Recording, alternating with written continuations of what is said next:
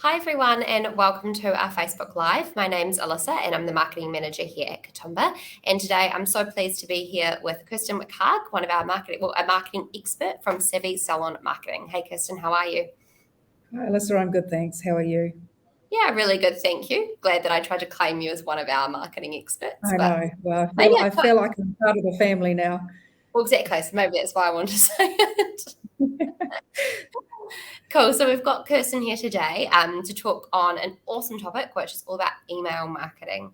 And this really is such an important marketing channel, particularly for your current clients. It's a really, really great way to nurture them and also, make sure that they stick around. But it is also a really great tool for potential clients as well. And so Kirsten's going to kind of deep dive into this particular aspect of marketing. And I know she's going to talk about lots of different things and best practices and give you guys kind of all the advice that you need. And as always, if you guys do have any questions for Kirsten, please do put them in the comment box below and we'll get those answered for you. Cool. Cool. All So right. Kirsten, take it away. Thank you. So I love email marketing. It's one of my little personal favorite strategies for our clients who are salon owners, obviously, and also for ourselves. And I can't say that we are perfect at Savvy with email marketing because there's just so much to do that often email marketing is kind of one of the last things that we do. Yeah. And I know that that's the same for salon owners. So while I say it's one of my personal favorites, it's something that I don't always get to. But there's a lot of business growth opportunity in email marketing. And in particular, it's client retention. So as you all know, it's hard to get clients. And you have to spend money to get clients. And so why not preach to the converted through email, I guess, and nurture that relationship and stay top of mind in between their visits to the salon. And so that's really what I love about email marketing, and we'll talk about the prospective client side of it in a minute. But it's a really great way of nurturing clients and staying top of mind in between their visits.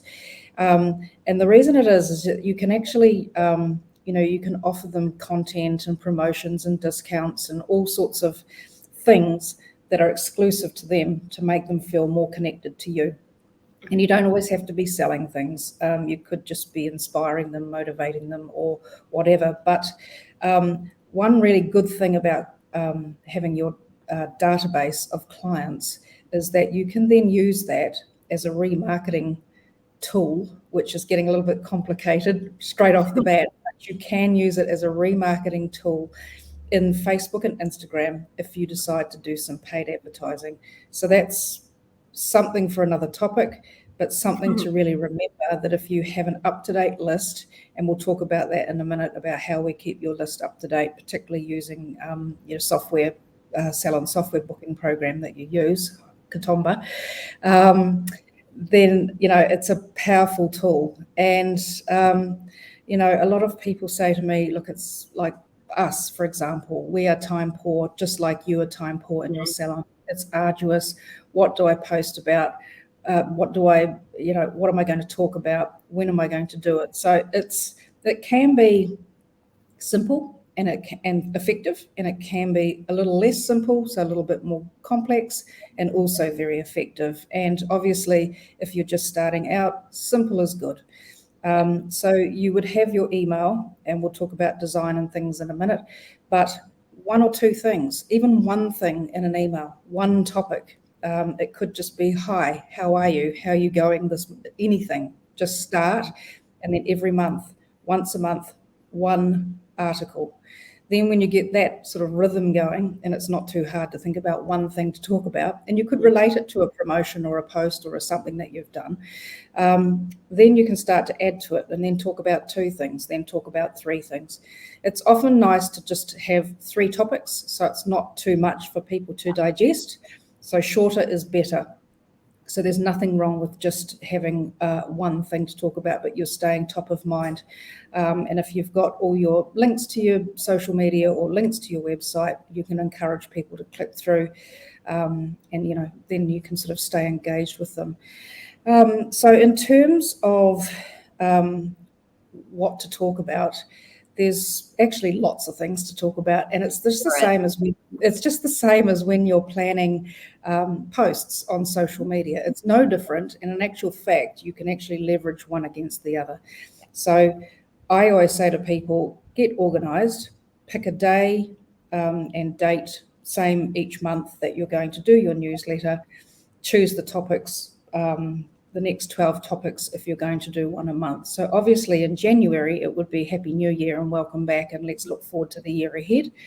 At the end of the year, Merry Christmas, and, let's have a great festive season. And then in between, you've got things like Mother's Day, you've got Easter, you've got Valentine's Day. There's all sorts of different sort of themes that you can actually plan around. And even if you don't want to do it that way, you can look at the suppliers of your skincare products who you work with and look at the promotions that they're putting out.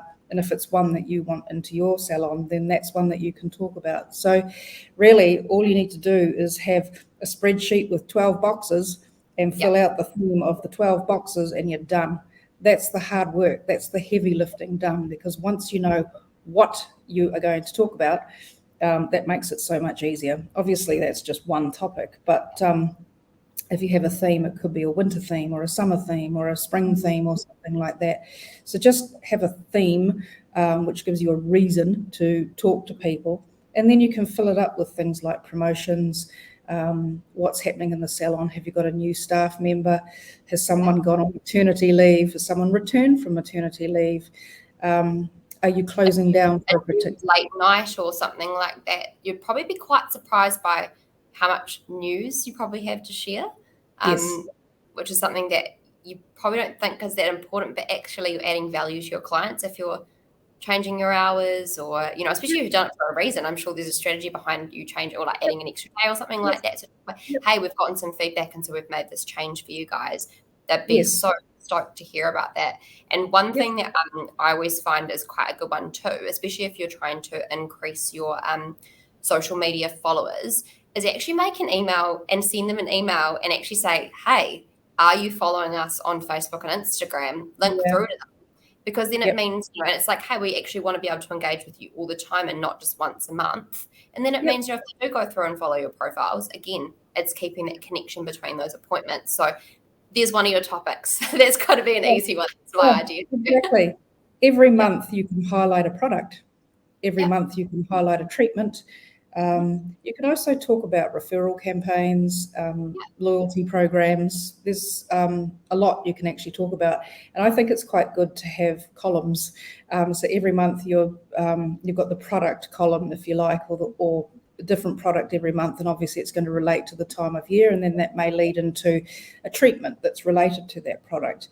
Then you may have a promotion, so you can do it that way. So it's the same old thing. It's just be consistent and plan ahead of time.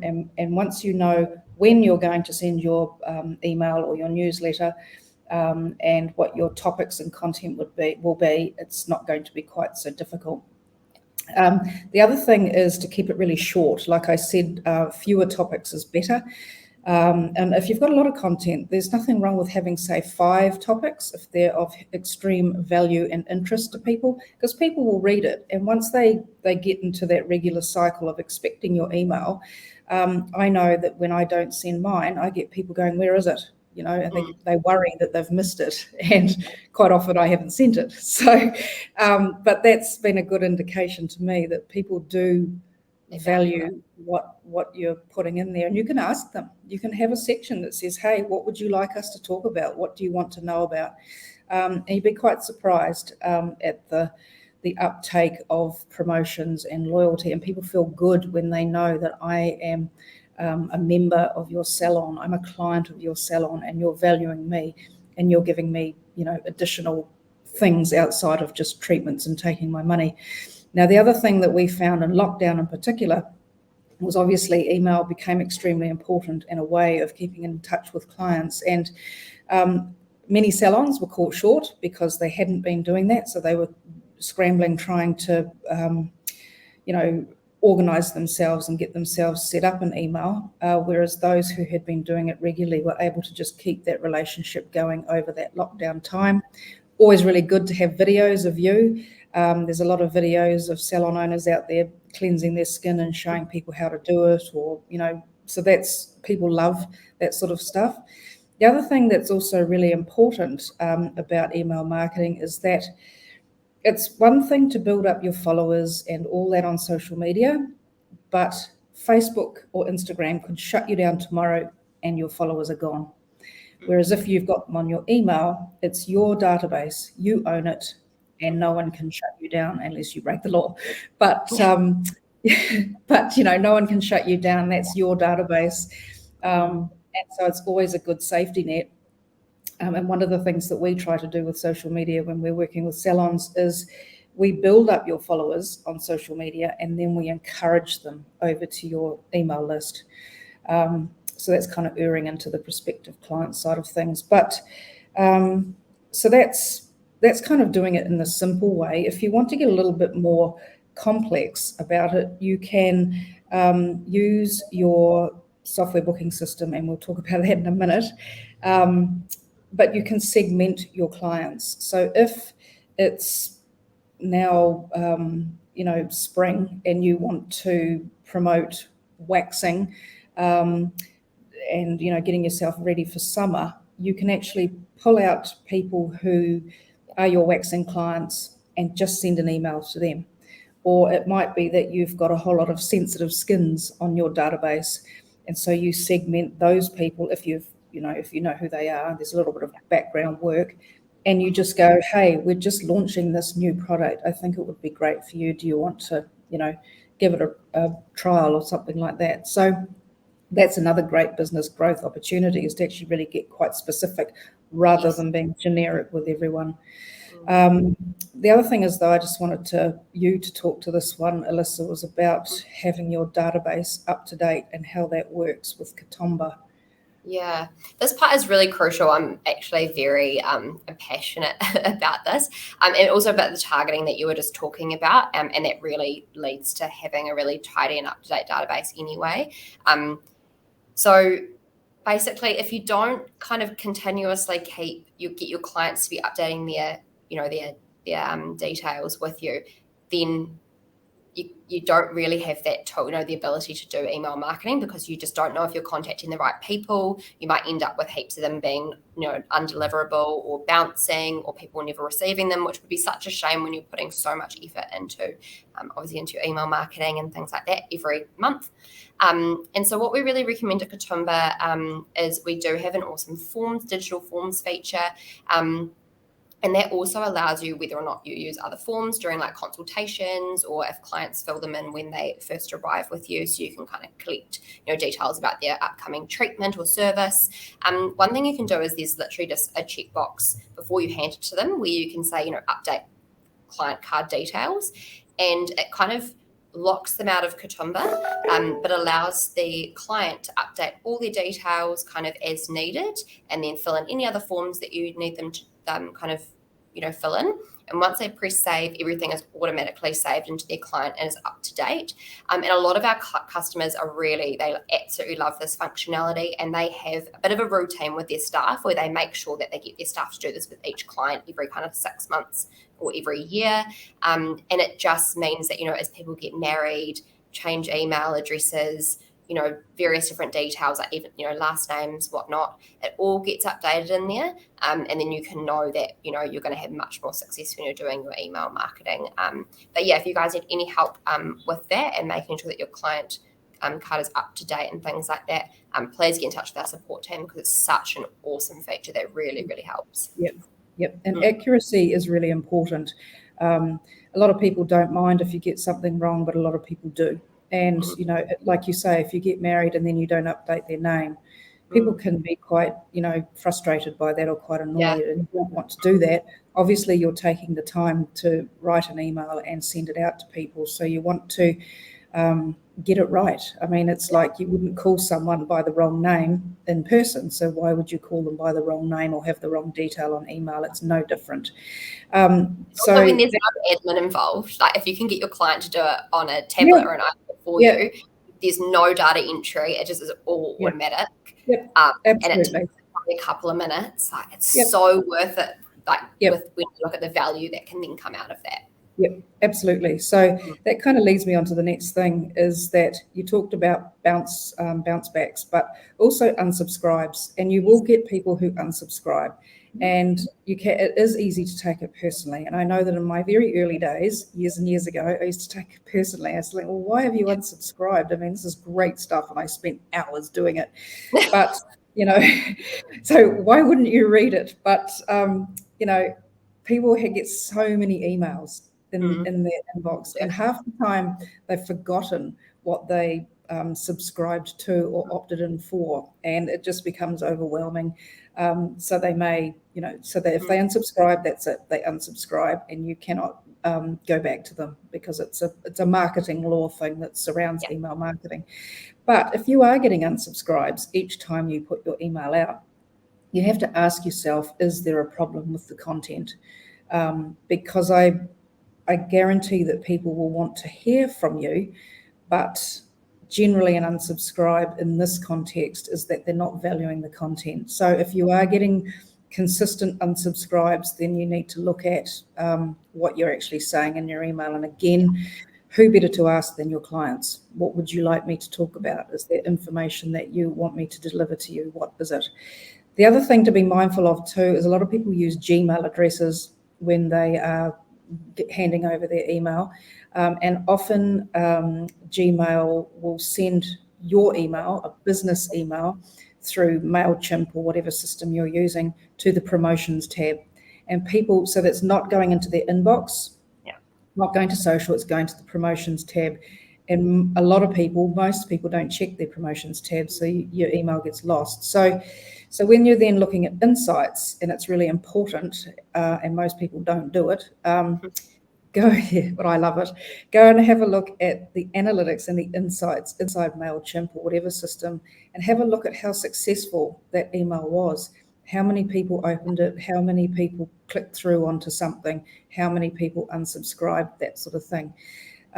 Generally, you will find that your open rate is higher, your click-through rate is really low. If you've got a click-through rate on something that's above 3%, you've done really well. So it sounds really low. It is. If you get an open rate of 20%, you're doing really well. Even 10%, you're doing really well. And obviously it's, relative to the size of your database. But if you're doing that, you are doing well. So don't think that that's, you have to be 50% or above. It just doesn't work like that. Some emails, people just see it and go, I don't want to read it at the moment. I'll read it later, and then they forget. Some emails, it goes to the promotions tab. And so, and then the click-through rate is always really low. So that's to be expected. And one thing to offset your email going into that promotions tab is to say to people, whitelist me. And so if you just Google how to whitelist, and then you can put that in your email and say to people, whitelist me, it will make sure that it goes into their inbox. All said and done, you want people to open your email, so you need to have a really catchy subject line. Often you just see March newsletter from XYZ salon, which is actually okay if someone wants to hear from you. But if you can have something a little bit more shocking and a little bit more startling that stands out, that will help you when they are looking through all the emails that they get. It's like, oh, everyone's caught my eye. And then actually the other thing to think about, which is really important, is the preview text. And this is getting a little bit more technical, but if you think about your own emails that you receive, there's a subject line, and then you see the first sentence of something. That's the preview text. And it's really important to match the two, because you're putting all this effort in to get your email out, but you actually want it to get opened and read and some action taken. So the first thing you want to try and do is at least get it opened. So subject line and preview text. And then when you test your email before you actually send it, see what it looks like in your inbox. And go, okay, would I open that? Is that does it actually make sense? So you've got a bit of an opportunity there as a teaser for people. And that's kind of it, really, I think. It's the other thing also is that you can use automation. So sometimes if you want to do a product launch where you've got a promotion going on and you're running it over a period of time, you can set up a little automated journey of emails, which is getting a little bit complicated. But you might say, I'm going to promote this thing.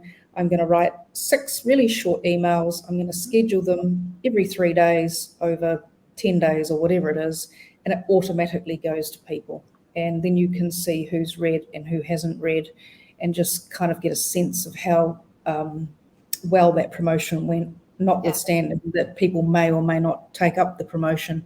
The automation then means you just do a lot of work up front, but then you set and forget, and off it goes. So that's a great feature. Email marketing, really, really cool client retention strategy. It does take work like anything, it does take commitment like anything.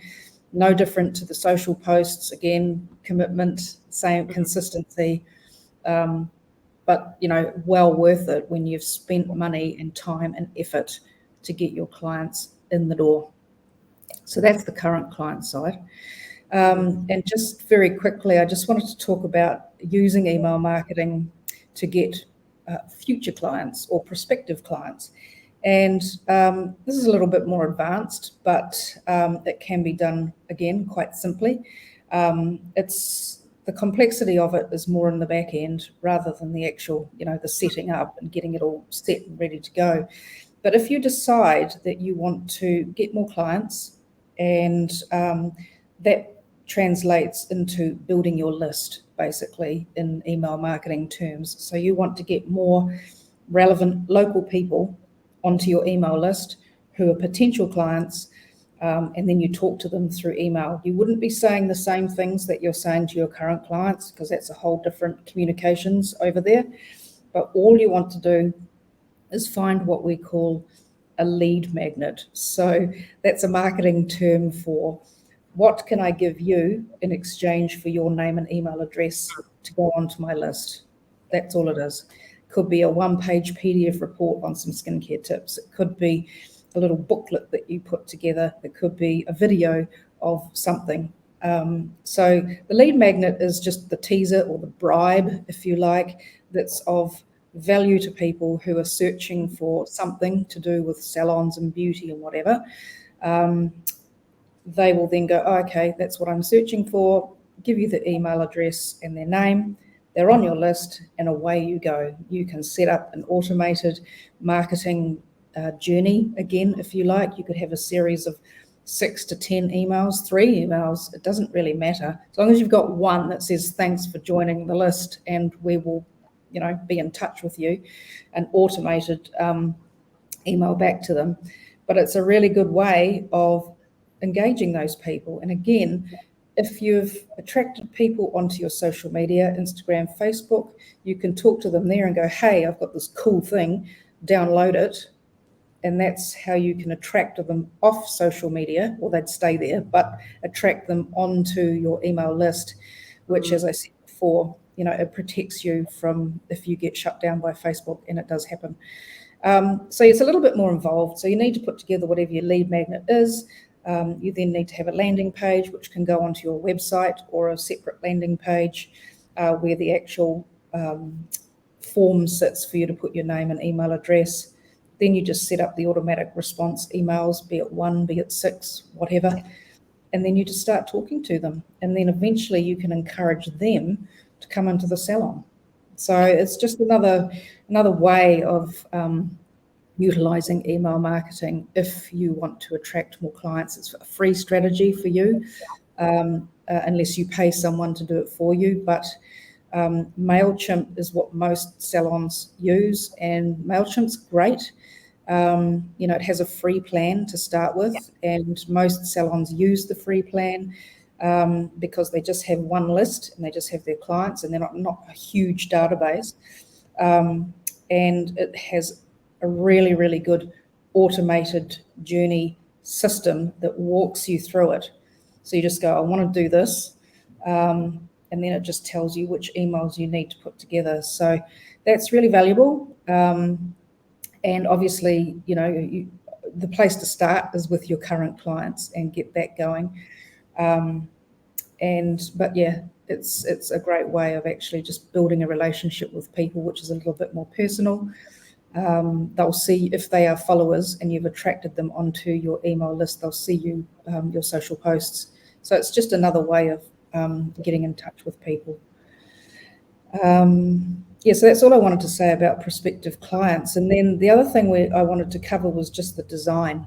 So inside MailChimp and any email marketing system that you use, you just set a little template, and they have preset templates. So there's lots of different ones you can choose from, or you can start from scratch and build your own. But the only thing of importance is that it matches your brand. So if you look a certain way on your website, you also want to look a certain way on Instagram and Facebook, and you also want to look a certain way on your email, all branded, all with your logos, your fonts, your color codes, your tone of voice, the style. Are you fun and friendly and outgoing, or are you a little bit more formal and informative? So that's something to think about as well. But you've got to keep yourself branded, because if you have random look and feel on email, which is different to something, people will get confused, and it's not actually building the relationship from a visual standpoint. And you don't have to have a complicated template. I mean, all of us get emails all the time. We get them from, corporates who have big marketing teams and can afford to have, really, really beautiful templates that are, well crafted. But you can still do that. And simple is really good.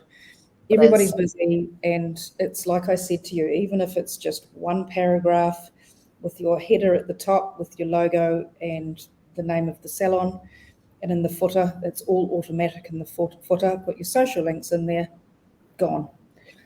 You don't have to add pictures if you don't want to. It's, and you can also link, if you do have a blog on your website, or you want to send someone to your website to look at something, you just put a little teaser paragraph that goes, hey, we've got this really cool treatment, click here to find out more. And so it's really, there's so much you can do, and it probably sounds overwhelming as I explain it, but if you like anything, one step at a time. It's actually, MailChimp's great, and it's actually really quite intuitive to use. And I think that's kind of it, really. I think you've covered it. It's I think you've hit every kind of topic there. So so I encourage you all to at least get started with, even if it's one email out to your clients every 2 months or once every 3 months, whatever you decide, keep it regular. But very, very worthwhile strategy, very good strategy. Couldn't agree more. And thank you so much, Kirsten. I think that's a really, really good outline of kind of, like I said, the key bits and pieces that you really need to be thinking about. Like, even starting to get your client list is a great first step. Getting that kind of all up to date and things like that. So thank you so much for taking us through that today. That was awesome. You're welcome. Awesome. All right. Well, thank you guys so much for watching, and thank you again, Kirsten, and we'll see you on our next Facebook Live. See you guys. All right, thanks. Bye.